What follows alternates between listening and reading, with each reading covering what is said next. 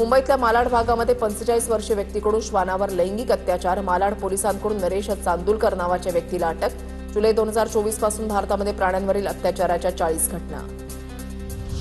कचरा फेकणाऱ्यांवर सीसीटीव्हीचा पहारा आणि सीसीटीव्हीची नजर ठेवा. कचरा फेकताना आढळल्यास कठोर कारवाई करा. मुंबई पालिका आयुक्त अश्विनी भिडेंचे अधिकाऱ्यांना निर्देश. कचरा व्यवस्थापनासाठी वॉर्ड मॅप तयार करण्याचेही आदेश. पश्चिम रेल्वेवर विरार ते डहाणू दरम्यान उद्यापासून 15 डब्यांची लोकल धावणार. 1 मे पासून नॉन एसी लोकलच्या 17 फेऱ्या वाढवण्यात येणार. अभिनेत्री सोनाली कुलकर्णीकडून मुंबई ते पुण्यादरम्यान 5 तास वाहतूक कोंडीमध्ये अडकल्याचा व्हिडिओ शेअर.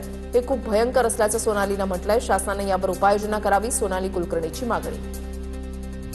पुण्यातील 2 भाजप नगरसेविकांचा वाद आता मुख्यमंत्री कार्यालयापर्यंत. नगरसेविका अर्चना पाटलांकडून मृणाल कांबळेंची मुख्यमंत्री कार्यालयाकडे दखल.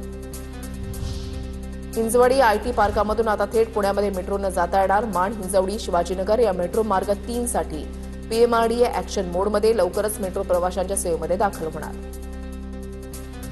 हिंजवडी आयटी पार्कमधील कामं 31 मे पर्यंत पूर्ण करा. शासकीय यंत्रणांना पीएमआरडीए आयुक्तांच्या सूचना.